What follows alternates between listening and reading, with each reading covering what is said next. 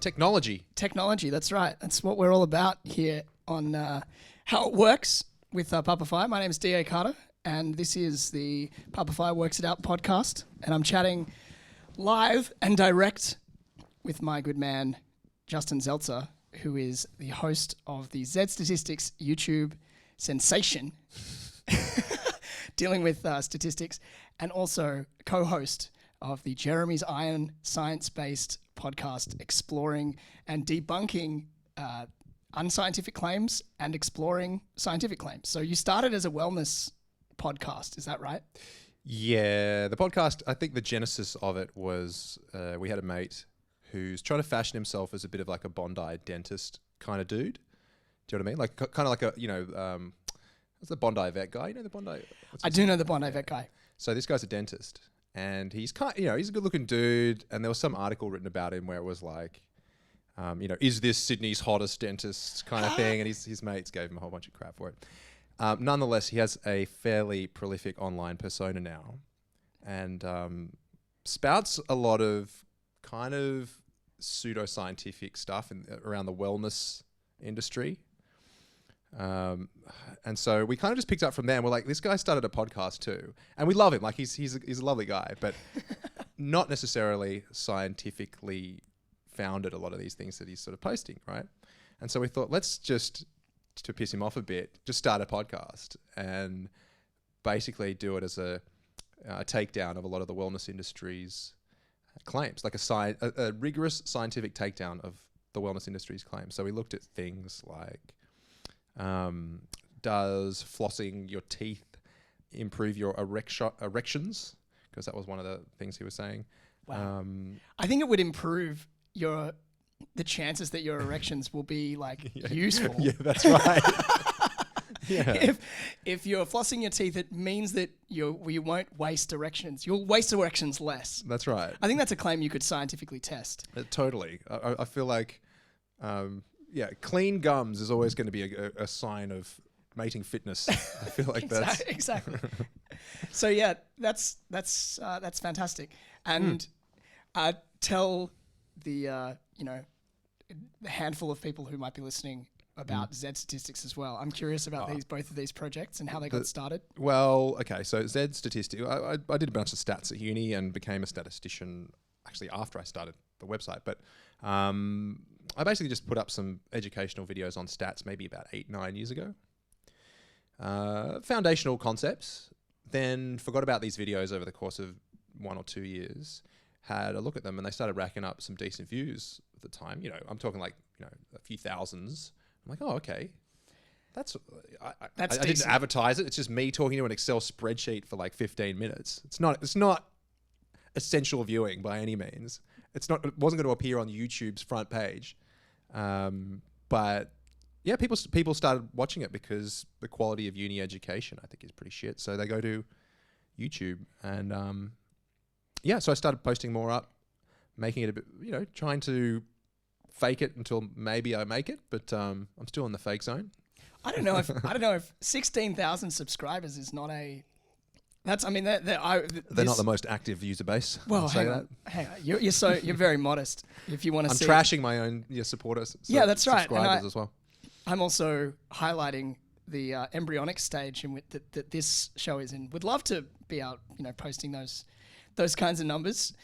I'll give you a shout. Don't worry about that. I'll be posting this. Appeared on. Hey fam, guess where I just appeared. Wonderful. Well, that's the network effect that in action. Yeah. So thank you for that. I'm sure there's statistical analyses that you can do to show the Zedstatistics bump that I will get.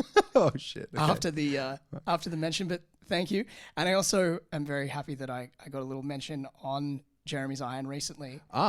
Discussing, when I sent you an email about my fascination with placebos and nocebos and how placebo effects can still work despite the fact that you tell the participants that they're taking a placebo, which I find interesting because I think when it comes to science, I'm a huge, huge fan, and some of the revelations of modern science completely obliterate anything that's been divulged in a sacred text.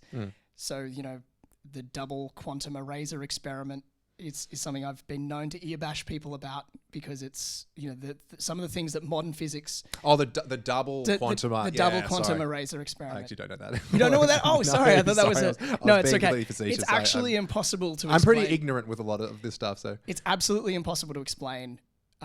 Firstly, because I'm not a physicist, and I basically have just watched YouTube videos about it from, you know, but very scientific bases, and it's not sort of woo-woo stuff. But the actual implications of it philosophically are pretty gnarly. I mean, just simple things like the double slit experiment, which is much more famous and I remember that one. Easily comprehensible. Don't ask me to seemingly breaks, you know, the Newtonian physics model of, you know, that a particle and a wave can't be That's right. Things can't be a particle and a wave at the same time. There's a probabilistic outcome. The universe is probabilistic. I'm pretty sure beeswax existed, or beeswax or a gold sheet, a thin gold sheet, one of those two things. That's right. Every experiment either had beeswax in it. Oh yeah. Or a gold sheet. Well, these are the ritualistic elements of modern science, if I can be so bold. But the fascinating stuff about these experiments is that they're very hard-nosed science, but the actual implications of them, which scientists are kind of hesitant to make because they're hard-nosed individuals, can be really quite profound. Like that our understanding of the universe as a sort of fixed and comprehensible thing is not actually the truth. It's also, like, hide and seek is affected immeasurably by these kind of revelations. Like, are you in the box? Are you not in the box? Are you behind the door? Maybe there's a 50% probability, a 33% probability. You're a little bit behind the door, but then also you're a little bit not behind the door as well. Exactly. That's right. That's the Schrödinger effect. Schrödinger's hide and seek would be frustrating as fuck. Well, I also there's Schrödinger pussies out there. You know what I mean? Like, there's also some Schrödinger tough guys.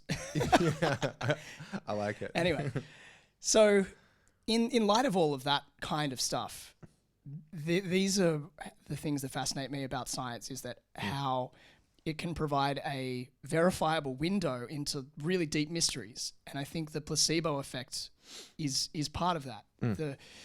The interaction between how much is science helping us heal and how much is it also our beliefs about that we're going to be healed contributing, because most of the healing is done by the human body itself. I mean, surgeons who are the most epically talented healers that humanity's ever seen are really effectively going in there to remove something and then letting the body heal itself. Like, surgeons don't do any healing. They can remove the bit that they don't want, but the actual healing part is that's all done by the person.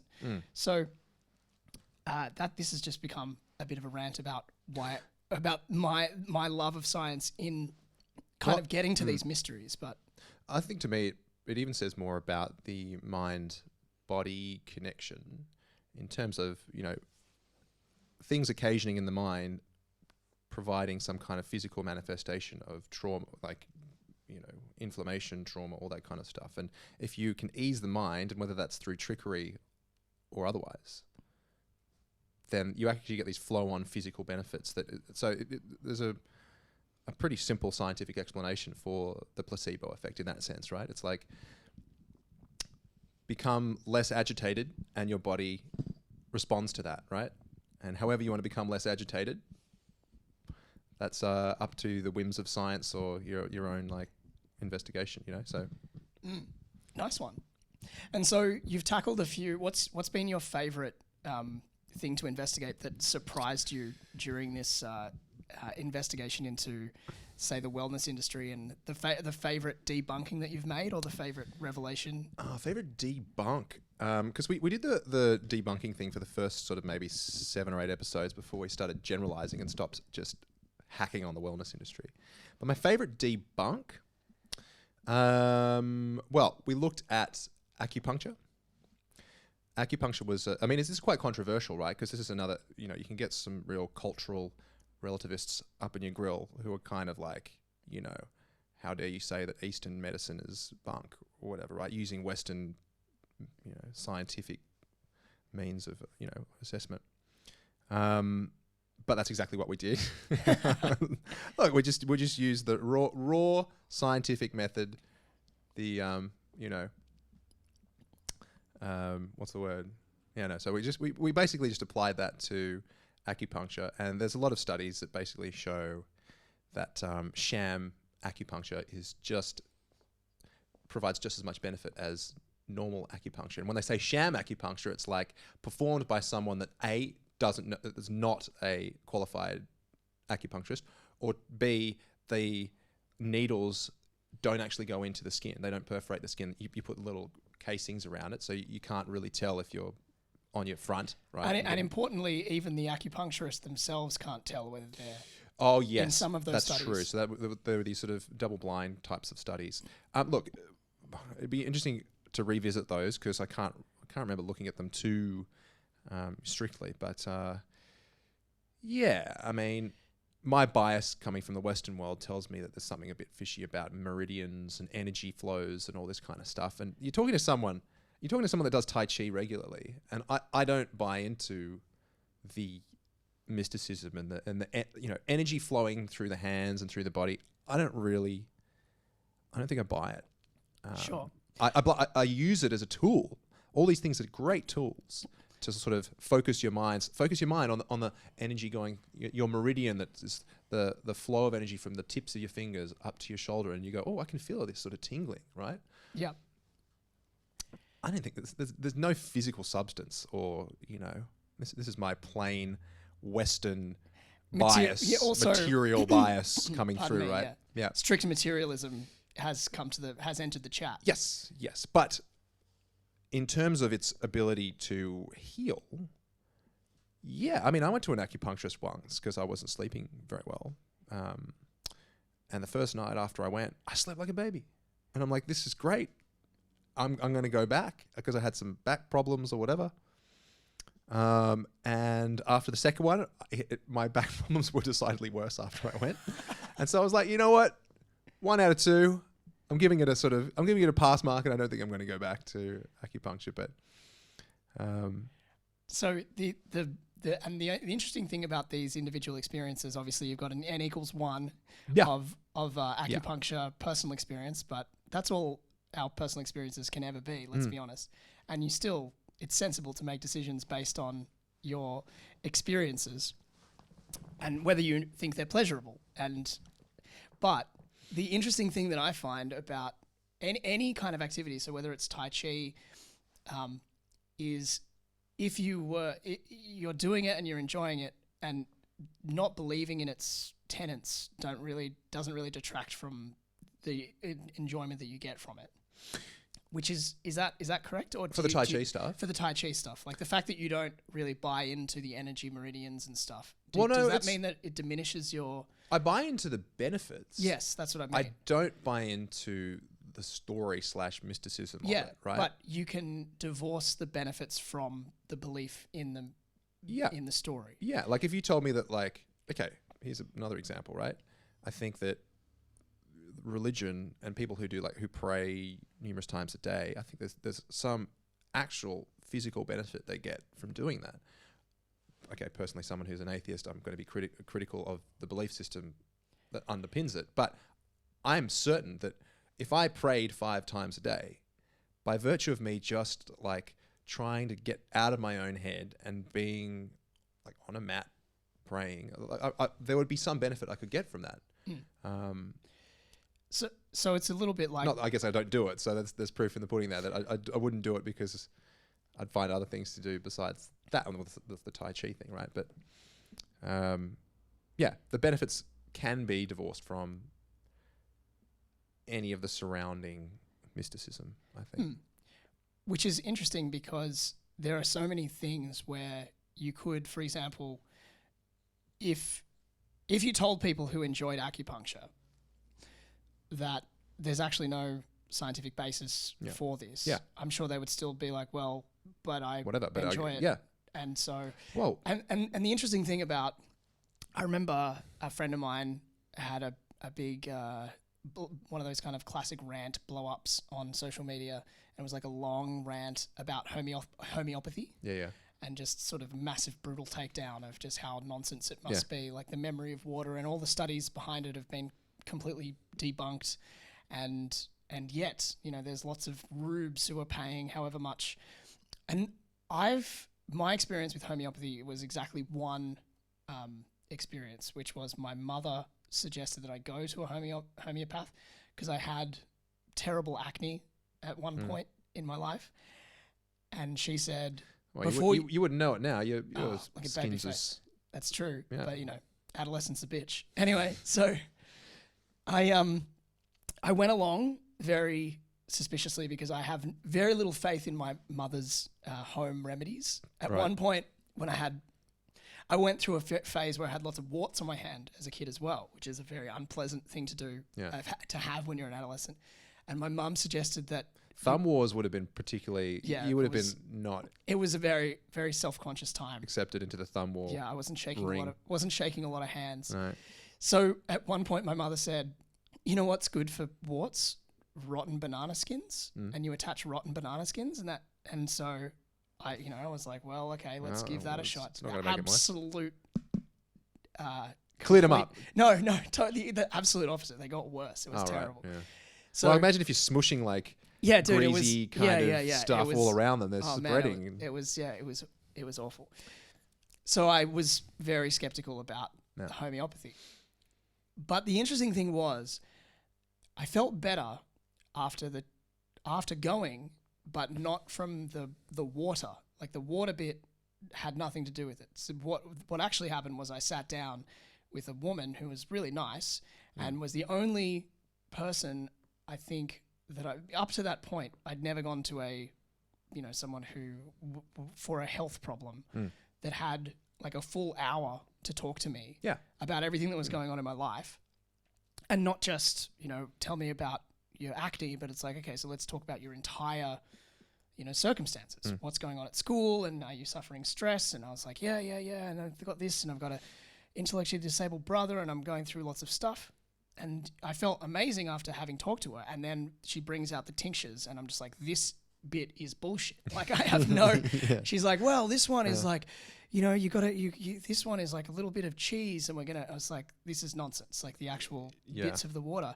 But I think that principle, like the idea is that you're building a rapport with another human being, and the water is like this little tiny ritual that reminds you of that healing experience. Now, the water did absolutely nothing to help my acne, and what cleared it up was Roaccutane, which is like a very hectic huge chemical substance. A very like cutting edge science that like will give you birth defects if you get pregnant. Yeah, very serious biz. But I found it interesting, just the fact that attacking something for its claims is legitimate. So if people are saying that homeopathy can do X, Y, and Z, the addendum should be, if you believe it.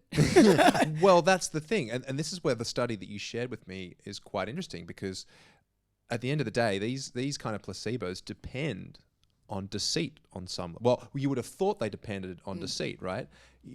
As in, you could tell someone, all right, try these homeopathic solutions to your problems, right? And then you could be fully cognizant that they're bullshit, but still suggest it to someone thinking like, if I sell this to them, they can do it. They can have the tinctures of peanut butter and smear it on their nipples or do whatever they've got to do, right? They can do all that stuff. And it's probably it could well help them, because if they do believe in what's going on, they will achieve that placebo effect, right? So that level of deceit is almost implied within the use of a placebo, right? But the study you showed me was fascinating, because that was basically saying, if you tell them that it's a placebo, explain how a placebo works, tell them you're going to be taking a sugar pill, right? This is what's happening. These people aren't taking anything. You're taking the sugar pill. Placebos, like the sugar pill, have been shown to reduce, symptoms of this thing you're suffering. I can't remember what they were. Yeah, irritable bowel syndrome. IBS, classic kind of psychosomatic thing. I've suffered from that. So I've got it right now. And I'm so critical of my own brain. Have you tried sugar pills, bro? Yeah. I hear placebos actually can work. Yeah, I've heard they can. So telling them that it's a placebo, there still seemed to be some kind of effect there. Now, I didn't look through the study too rigorously, but, so this is a bit of armchair science, but it's Great. It's great. And I love that idea that it can even be out in the open. It's like, this is quite literally a pill that's made of flour or whatever. But the thing that really got me, and there's other studies that I find equally fascinating. I don't have the same scientific rigor that you guys. I don't look these studies up. Well, you can see neither do we no, we do. But I mean, some of these I glance over and just hope that... Still, even reading I didn't even read the abstract, but I heard about a study and it was on a science podcast, another one. Not quite as good as Jeremy's Iron. Wow. But they were discussing that there's a ritualistic element to healing. You know, that they've done these studies where people's health outcomes are different based on what the doctors wear. So they control for everything. They control, these studies are done, apparently they control for the people have the same conditions, and then they're consulting a doctor and the doctors have the same script and they treat them the same, except one of them is wearing a white lab coat and another one is wearing a blue lab coat. And the patients who are seen by the doctor in the white lab coat have apparently better health outcomes. Because they look more like a doctor, right? Yeah. And they look less like, whatever, Scrubs, the dude from Scrubs. JD. Oh, what's his name? Yeah. Zach Braff. Yes. Zach Braff, yeah. Which is someone who you don't look terribly dissimilar to if you were, just at least the hair vibes. Oh, look, I'll take it. But I mean, he's never had a 5 o'clock shadow quite that handsome. You're like a little bit Dude, he's an attractive... That guy's... come on. That guy's an attractive man. I'll take flattery, but that's... No. I was going to say you're like a cross between Zach Braff and... A potato. No. Adam Levine from Maroon 5. Yeah. All right. But anyway, this is if you're listening to this podcast later on your podcast app of choice, there's also a video on YouTube that you can look up if you want to see Justin's... I'm just looking straight down the camera. Yeah, handsome symmetry. That's my ugly sweater that I was wearing because I wasn't aware that we were filming. I'm like, I'm just going to come to Dave's place wearing my ugly sweater. Again, I neglected to realize the depth of the lack of reach that this podcast has, because I was like, well, surely he knows that it's a video podcast. I've seen him. Like I've watched him online. I completely blanked on the fact that. Yeah, because we know each other quite well. Yeah. So I'm sorry that I blindsided you, despite Anyway, I've got to improve all of the systems around this podcast, as you're aware. But still, it's a wonderful thing to get into. I think the idea that this is a kind of lovely, new type of media. This whole concept where, you and I are ordinary people. We don't have, I'll speak for yourself. Okay. I look like Adam Levine, apparently. Yeah. You are Adam Levine and Zach Braff. You are an extraordinary man. Yeah. And so it's great that you can have with I guess minimal equipment and thanks to the power of the internet, discuss and have it, potentially be able to reach as large an audience as it deserves, or even more. Discussions about proper issues that affect society, culture, the way we think, our health. And so finding out stuff and being able to discuss ideas like the fact that, placebos seem to be this thing that work, and that medicine is in part, and science itself has shown that medicine is in part a ritual, and it has a ritual element that is not acknowledged. But science has the ability to give you that insight. I just fucking love that. It's the idea that not only science can be this cold, hard, rational enterprise, which can kind of remove the observer, but it can actually help reveal the extent to which our own minds are capable of incredible self-deception, because we are these amazing machines that can heal ourselves. Yeah. And what's often the case is that we're in the way of our own healing. And so simply participating in the ritual of medicine and healing effectively, like the fact that the thing that I heard about that study, again, in this podcast that I listened to, was that at the end of the study, the people who were being given the placebos and had received these benefits were devastated that the thing was over, and that they reverted back to their condition because they'd wanted the placebo pills, because the placebo pills were like convincing ritualistic tools. Like they came in the little bottle and it has the thing on the side, And so when they were like, the study's over, we're not giving these things to you. We're done. Yeah, they're like, this was like an expensive thing for us, and yeah. And they were. You could go to, but they could have just told them like, go to any shitty sort of 7-Eleven with that kind of like, there's like a novelty section where they've got all those pills that'll have like, But that's not the ritual. Do you know what I mean? It's It's true. like you're not talking. The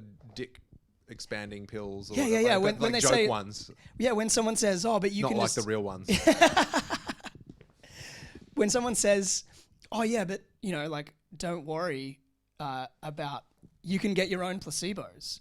That's the funniest thing about the thing is that you need to give it to me, and this needs to be part of the study.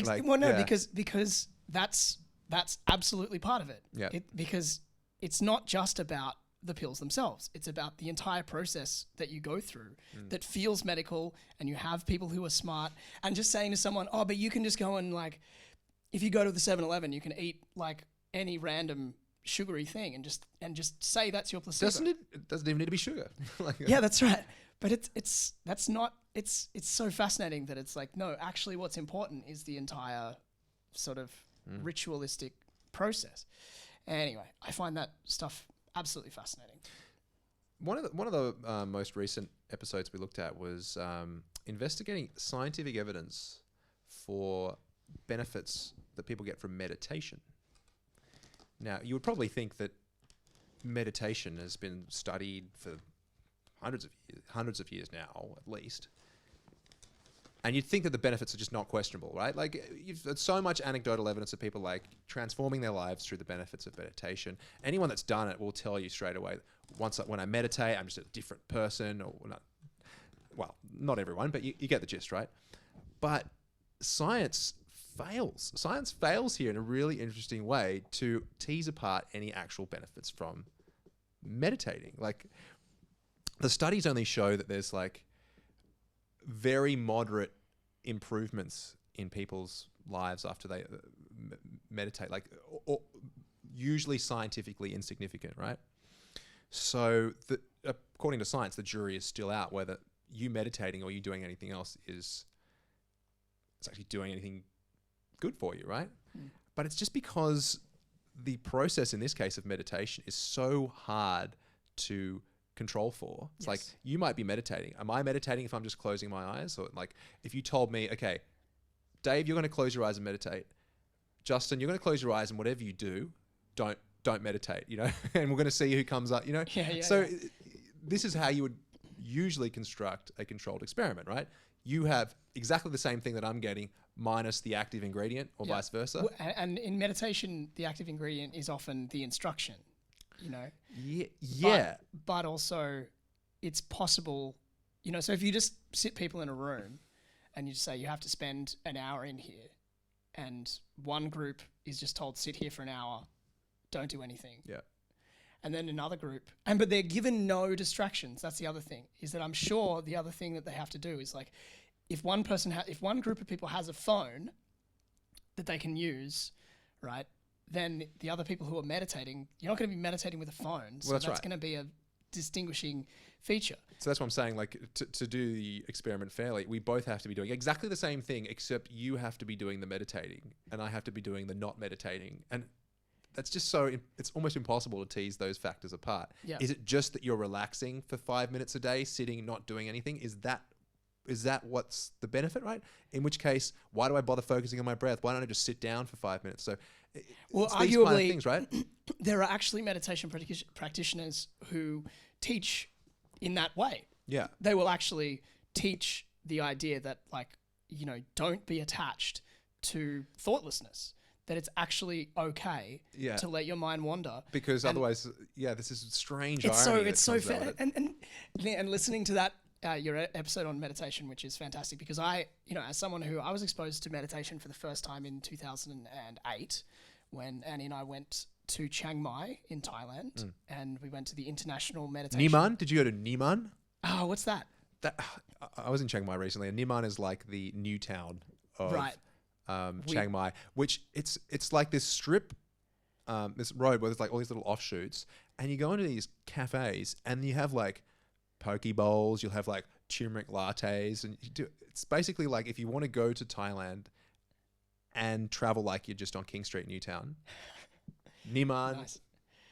Well, Niman maybe Chiang Mai. maybe a fair bit's changed between Acai bowls. 2008 and 2000. When did you go? 2017, 18. Sure. So 17. a lot changes in Southeast Asia in like a couple of weeks. I noticed. It's true. Let alone 9 years. So 2008, I had my first meditation experience, and I was hooked. I loved it. It was amazing. Yeah. And the thing that I found really fascinating was the idea that I'd heard about meditation, and I definitely had concluded like this has got to be bullshit. You know, the idea that you can become more present. Just when I was at that stage in my life, all of the things sounded like nonsense. Yeah. The idea of presence, the idea of mindfulness. I don't think even mindfulness was a well-known term at that point. But sorry, I'll just interrupt just quickly, yeah. because it's funny you should say that, because you just like knocked back into my brain this memory of when I had that same opinion. Because obviously for the last sort of 10, 15 years, all this stuff is ubiquitous. It's like, yeah, meditation. Oh, you meditate, man? Yeah, you're pretty far out, bro. Like, not. So, but like it used to be, and you knocked me back into that, line of thinking where you talk about meditation. You're like, yeah, whatever. I'm not gonna meditate. I'm not. Well, yeah. Anyway. This is the interesting thing. Talking about science and examining these things, because I think when science and rationality are sort of starting to approach the edges of where science is proving our irrationality, and this is happening in also other fields as well, like economics and behavioral economics and psychology, and these things in the placebo effects are all kind of pushing to the edge and moving beyond this idea of like a hyper rationalist modernist attitude where it's like science is this one way and there's the world, and the way you think about the world doesn't matter. It just is. Oh, I firmly believe that. I firmly believe in that hyper-rational vision of existence. But this is the thing, is that science, if you're hyper-rational, then you have to pay attention to what the science is saying about how deeply irrational we are in our interactions with that environment. I'll just finish my thought about and get to the end of this meditation story, because when you say things like that the science doesn't show that meditation actually has much effect. What I was told, because the principles of meditation that I was taught were all Buddhist. And so before we did any meditating, we got the full Buddha story, which is again, I feel like a complete horrible story. It's so funny compared to say like the Jesus myth or something. A rich prince who is pampered, who goes out and sees like a dead guy, a sick person, and an old guy, and then is like, all right, well, I'm going to leave my wife and kids behind while I go out. He was plowing babes until he was like 29 or something. Yeah. Like, that's right. Yeah. He just hung out. Yeah. Siddhartha Gautama. Yeah.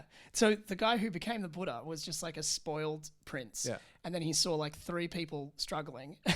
when he goes out of his palace, sees like 3 people struggling, and then is like, oh, I'm going to fix everyone's suffering. It's like, how entitled. And in the process, leave behind my wife and my young son. Right. Yeah. And then, he is creating he's the savior. Yeah, that's right. And I was just thinking, that, it's classic. It's so funny. But then he goes out and discovers these principles, and it's like, okay, this is the nice bit. Okay, because I was thinking this story is nonsense and weird. It's like, is this supposed to be inspiring? I'm not with it.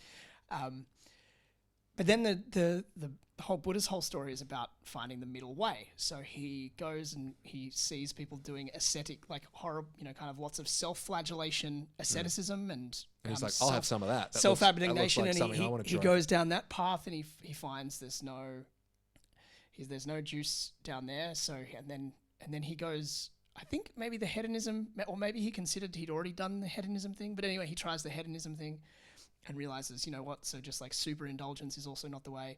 So, actually just kind of a middle path, which is not asceticism and not hedonism, being present and being able to quiet the mind, know what you're about, and the practice and the principles that he discovered about meditation. And one of the more interesting things to be told about his teachings as someone who came from a Catholic tradition was that they were saying, you know what the Buddha actually said was, don't just trust these teachings because I'm the Buddha, because I'm the awakened one. What you should do is subject these teachings to your own thoughts, your own experiment. So like run an experiment on yourself, do these practices.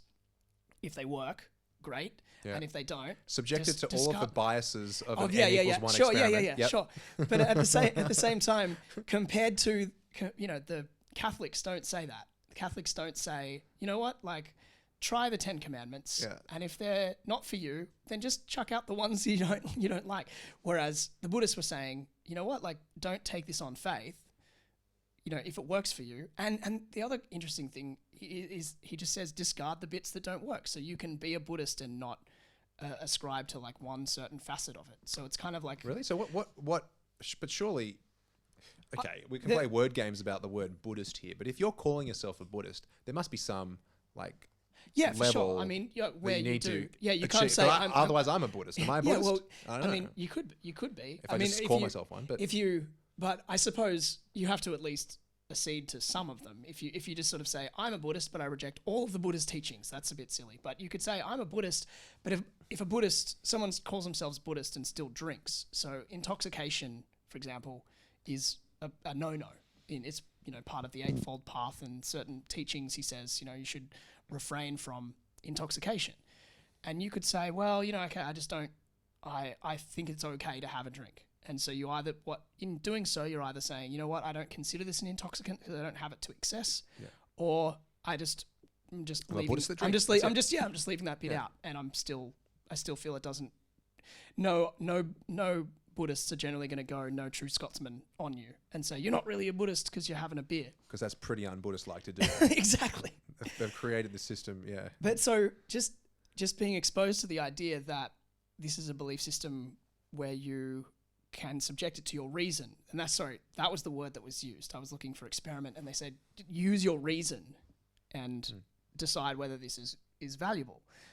And then when you and Justin on Jeremy's Iron were having that whole discussion about trying to get to the bottom of if meditation works scientifically, and right at the end where you have the conversation about, well, but it works, and my experience with it is wonderful, and it's like that's the experiment. It's like the experiment that you need to run about whether you should be a meditator is do it, and if you like it, then keep doing it, because if there are any benefits to it at all, to anything at all, imagine it's really difficult to do a study about exercise. I mean, it's really easy to do a study about exercise compared to.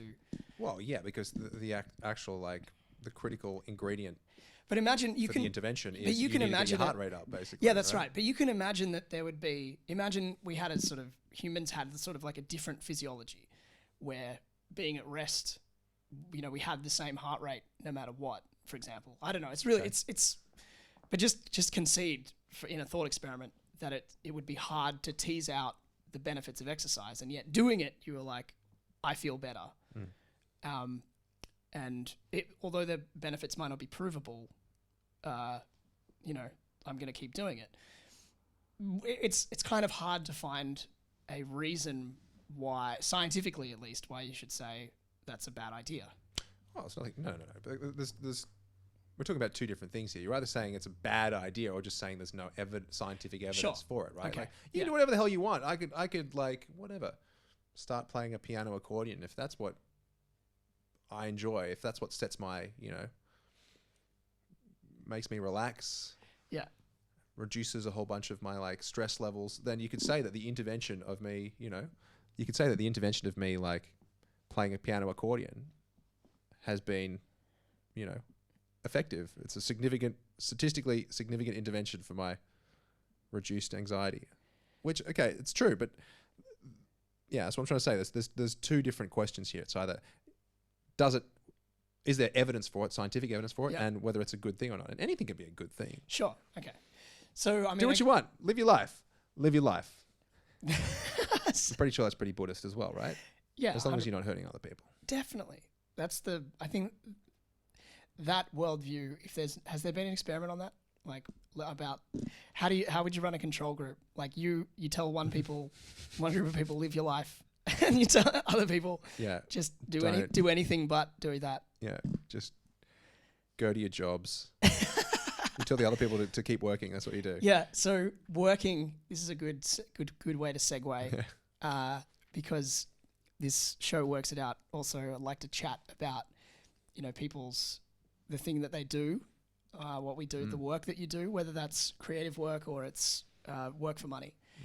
And you're in the midst of a career change. I am. So where do you want to? What were you doing, and where are you going? Well, I guess I could still call myself a biostatistician, doing medical research essentially for the last sort of 6-7 years, and within that, the job involves a bit of research, but then also did some lecturing of biostats subjects at uni, and a lot of tutoring and stuff. And I like the teaching, and I hate the sitting at a desk doing research. So I'm now navigating towards a career in teaching, and I'm going to be a high school teacher theoretically. So I'm currently at uni studying all that shit, and the direction will be going back to school, mate.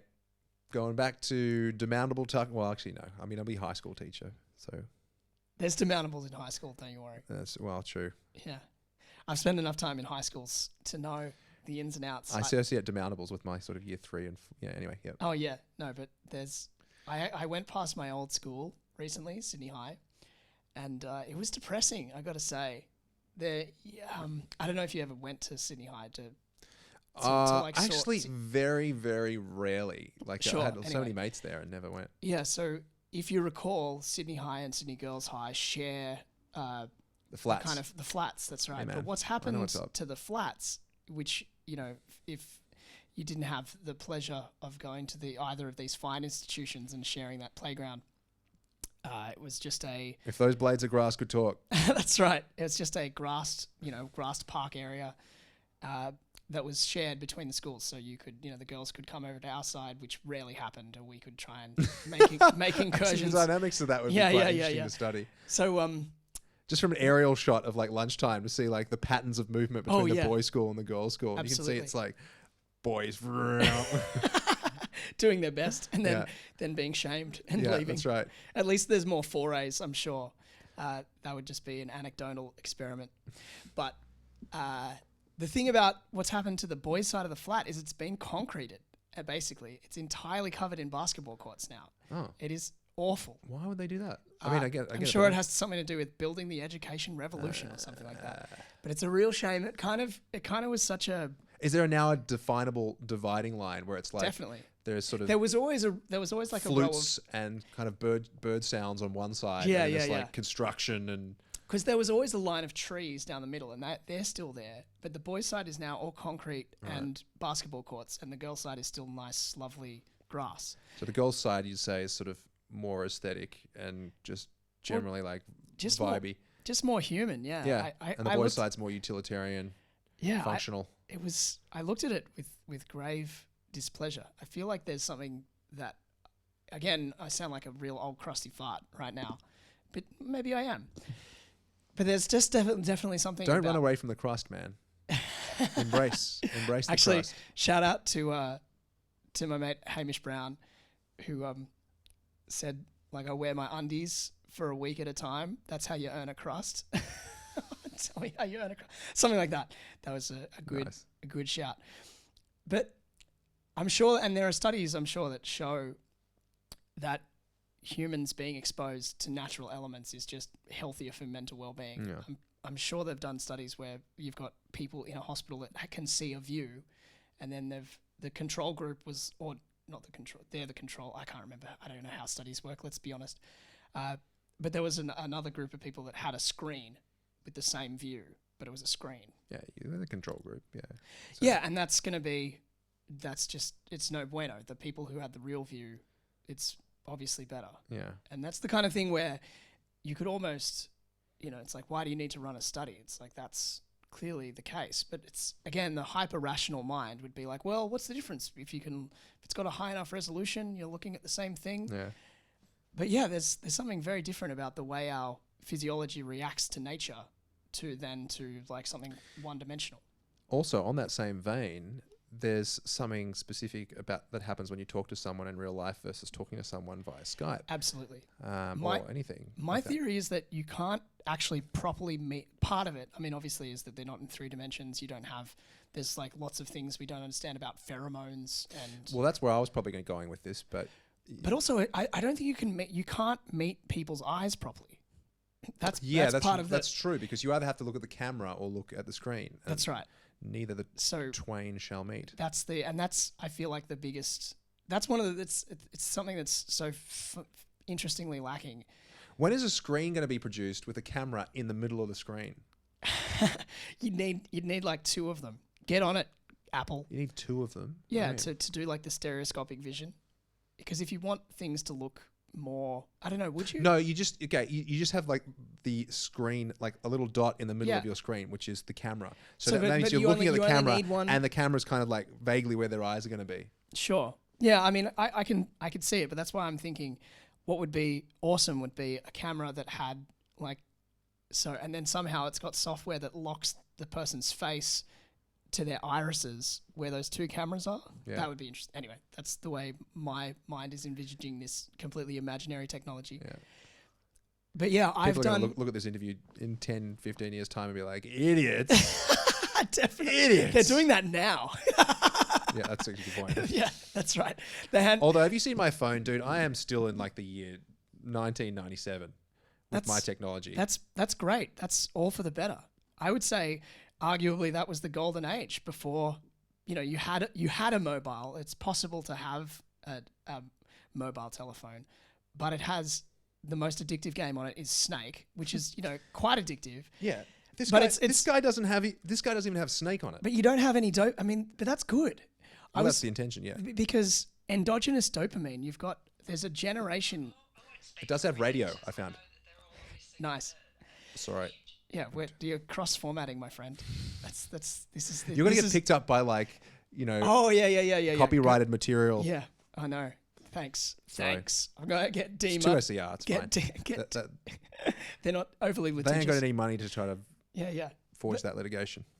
But the thing about technology and how it's influenced us, it's really interesting. Like mobiles and social media is like the new smoking. There was a time where it's okay to promote, when smoking was new and everyone was like, oh my God, this thing is amazing. Doctors love it. It's like 9 out of 10 doctors. Now we're a bit more skeptical. No one was making health claims about social media, but now it seems like the jury is in and it's just universally bad. It's well understood that using social media a lot means that you're going to be more isolated, more depressed, more anxious. That's seemingly, this is my understanding. I don't know if you've looked into the studies. You haven't, have you done a We have episode? Actually. Yeah, we have done one on addiction in particular, which is quite fascinating. Was my description accurate or am I overstating it? No, I think look, I am heavily biased against social media and that kind of stuff, just for my own sake. But that's not to say that it's all a scientific. No, of course, yeah. It's another N equals 1 experiment that I've run, and taking a massive step back from it is profoundly good for your mental health, as what I found. But I guess the question is always, is it the anxiety-prone people and people with depressive symptoms, are they the ones that start using the drug more than the others, right? Like, so what follows what is the question. Yes. And even though that is the question, I think there's been some studies now to show that it indeed is causative of these conditions. So people who are, start using social media, the more you use it, and it's dose responsive too. So the more you use social media, the more anxious or / depressive you tend to be as well. So I agree with you. The jury's in with it.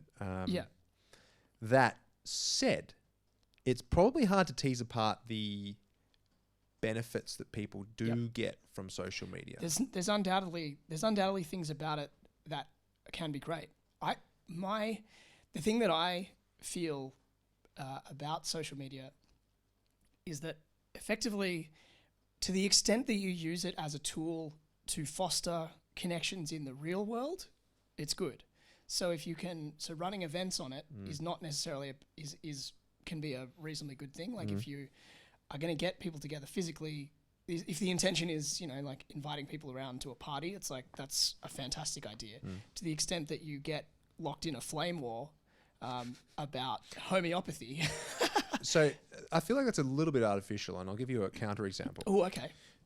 We used to have, me and my mates, before Facebook existed, we used to have this thing called the forum.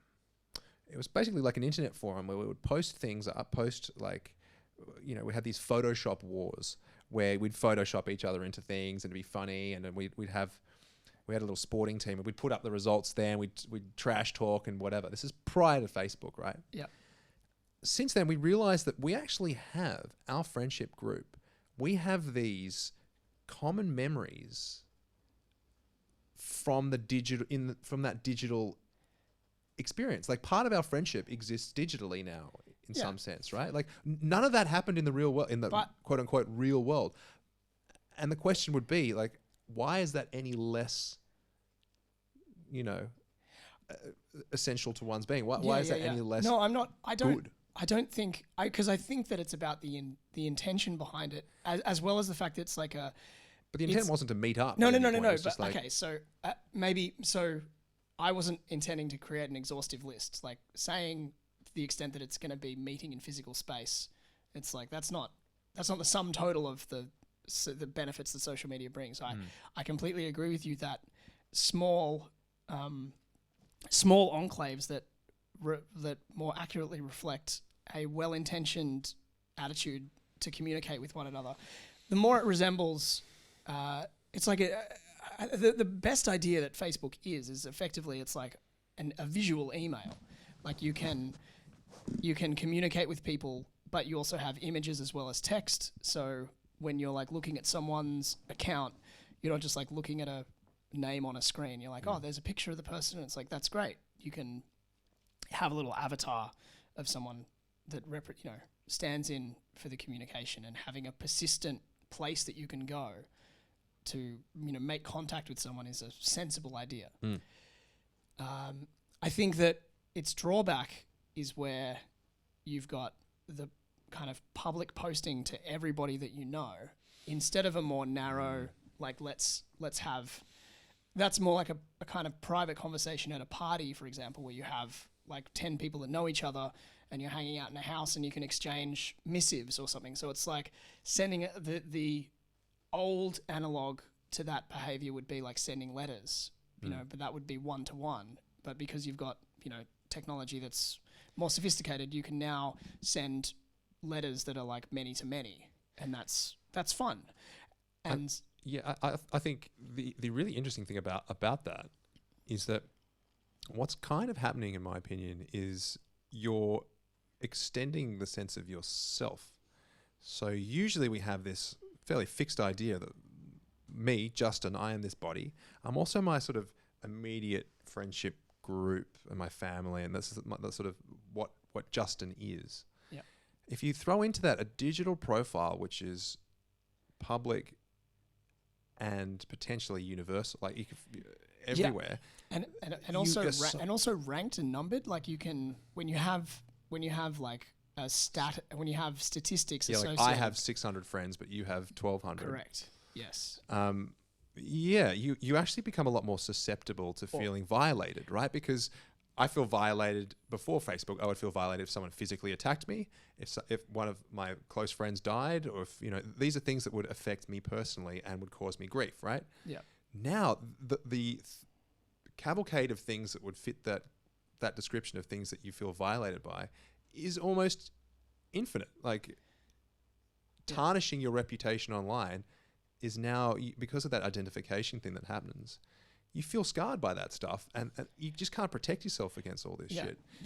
And there's sorry, I'll just give you this one anecdote that made me, at the time I quit Facebook, and I actually unfriended every one of my friends because I was like, I know I'm just going to get sucked back in and come back in again, which I did. and then refriend and like. But the chosen few, right? The chosen few, but that's now ballooned. But at the same time, sure.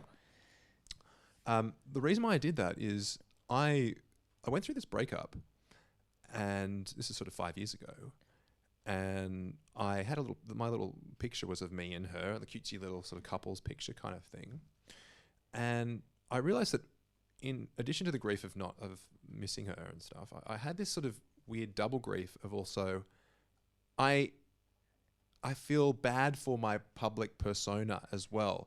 And I'm feeling grief at the fact that I'm going to have to change this picture. I'm going to, what I thought was me, my identified public profile, now has to admit in some kind of like subtle way that life isn't as peachy as it used to be, right? And the fact that I was grieving not for the real person and not for my own sense of loss, but for the digital representation of that relationship. Yeah, I was like, this is crazy. Why compound? I'm compounding my grief based on my extended identity that I'm just willing to put onto this public profile. And do you think... And it was real. It was a real thing where I was just like, this is really sad and it's really affecting me that, I'm going to have to go there, change the picture of a smiley photo of me and, Yeah, change it back to something else or put up a new one. And then you have to think about, what are you saying with this new picture? Is it like, are you gonna put it back to like an old one that was before you were together, or are you gonna put up a new one which is like, and what's that saying? On with his life. Yeah. Exactly. Yeah, sure. It raises, I think, the idea of identity. Yeah, that identity is augmentation. It's so essential. Super dangerous. But this is the other thing that I think our rationalistic society and like a scientific approach to understanding the human condition is really, really hard to quantify, because the concept of identity is so fucking nebulous, and yet it's very real. I mean, identity is just a word that we use to describe this sense of self that we have.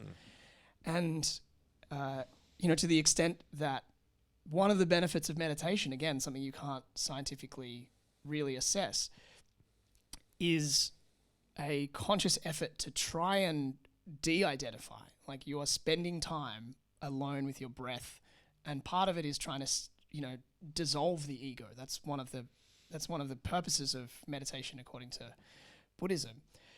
And I think you can get into so much trouble. And I guess one thing that we were discussing before we began this discussion on microphones was talking about how, if your sense of identity and the things that you value in your life doesn't match what you're doing, you can cause yourself grief. Probably one of the things in my life that make me less, ecstatic about the whole situation, and I should be, because I have a wonderful life, is the fact that the things that I want to be doing and paid professionally for, like, I'd love to be doing music professionally and being well rewarded for it, that kind of stuff.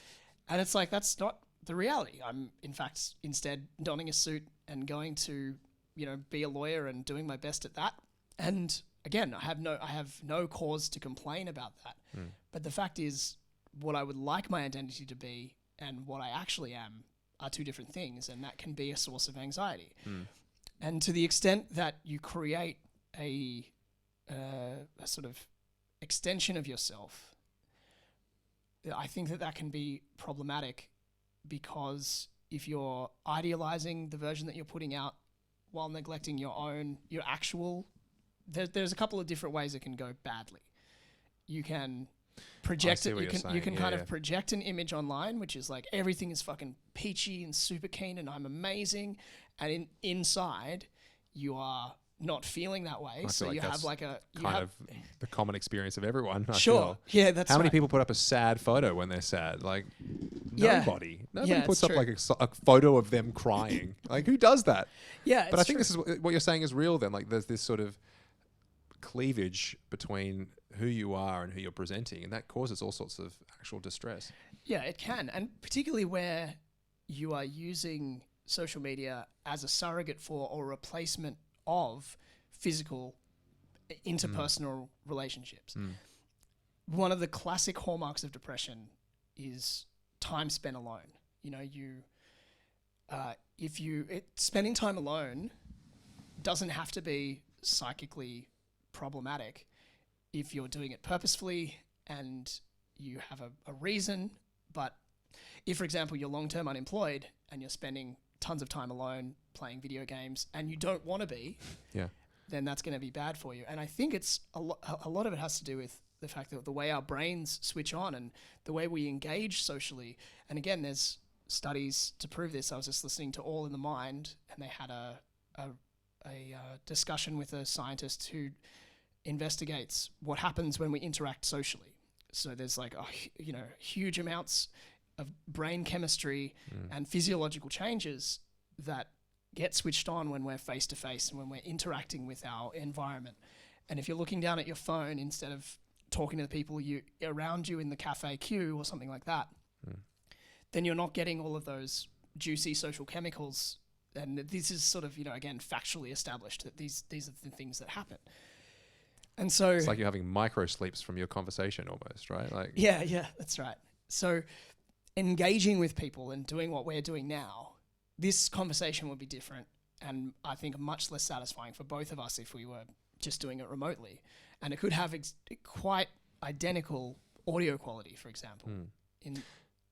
But I think it's face-to-face conversations and face-to-face meetings are well established that they're far more satisfying, despite the fact that depending on your intent, they can go wrong. Like there's other studies that say face-to-face meetings are not necessarily the best way to choose people via interview for job applications. Like what you should actually do is not worry so much about how well someone did in an interview, but actually look at like the raw data and their previous experience and that kind of stuff. So like moneyball them as opposed to like, yeah.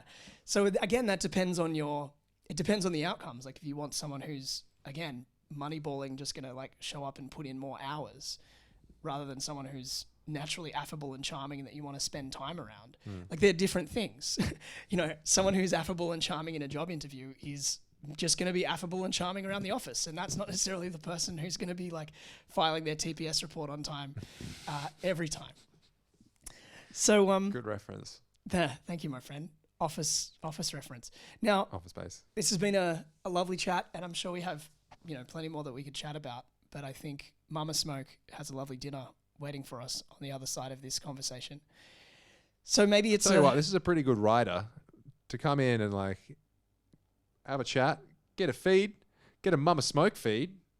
Oh damn. Yeah. Well, my friend. Do all guests get the same thing? Effectively, if it's the right time of day and so on. Okay. I can't. I mean, I don't want to set the bar too high. I'll get sorry. No, this is okay. You brought it up. Well, this is what you're doing now. Is you're creating a statistical anomaly.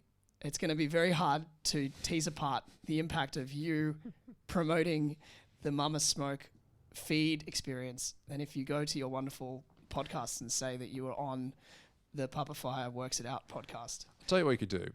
You could basically tell some of your guests that they're going to get fed, not tell the others, and see if the quality of the interview for those that are going to get a feed afterwards is better than those that aren't going to get a feed. You're right. I feel like it would up. I feel like knowing that you're going to get the Mama Smoke treatment, you're going to be working for it. I've been working for it. I don't want to put it like in a poor showing here and then sort of sheepishly come up and enjoy some of your lovely wife's delicious food. Well, you have not done that, my friend. It's been a lovely chat. We've covered a lot of ground, scientific and otherwise. It's your move too. I'm not sure if that's in camera, but I think the chess set's in the shot. Unfortunately, you won't be able to see the sweet position. I somehow moved 2 pieces before you've moved 1, and I'm black. Yeah, that's problematic. So, thank you very much for being on the show, dude. Justin. It's been great. So Zedstatistics.com. Zedstatistics.com is where you can. I don't know why we're flogging it, because you have to be watching this and you need to be a student of statistics, and if you're those 2 things, I'm a fan of Venn diagrams. I'm sure there's one human being. Don't go to Zedstatistics.com. That's what I'm imploring you to do. Don't do it. You're also a reverse psychologist. Nice. All right. Thank you very much. Go and check out the Jeremy's Iron podcast. That's on all. Yeah, you can check that out. Look up Jeremy's Iron. Just Google Jeremy's Iron podcast. Jeremy's but Iron the thing podcast. is that the reason I was saying go to zedstatistics.com is that's also how you get to Jeremy's Iron, right? Yeah, we'll fix that. That's okay. You don't need to fix anything. Thank you very much for being on Works It Out with Pupafire.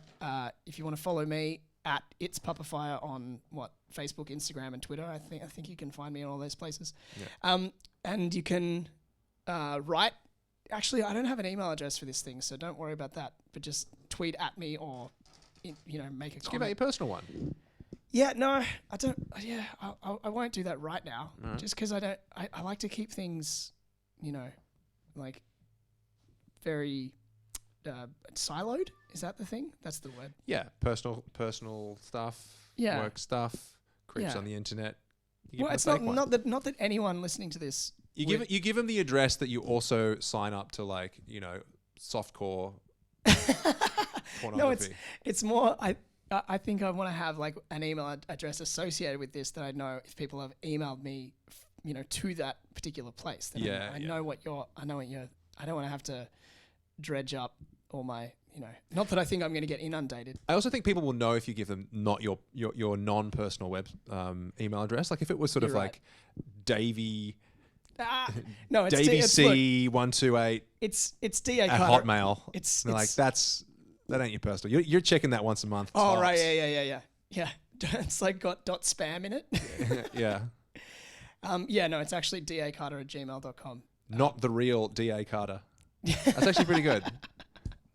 There's I don't think there's any other DA Carters out there, but the reason that I go by my initials is because there's lots of Dave Carters, very talented humans who like one in particular who lives in Sydney, called Dave Carter, who I've been confused for, and he's been confused for me. But anyway, that's getting back to identity, and we've already discussed that. And I've been outroing this for a long time, so I'm just gonna say thanks again. Thanks so much, Justin Zeltzer. See you later. Good people.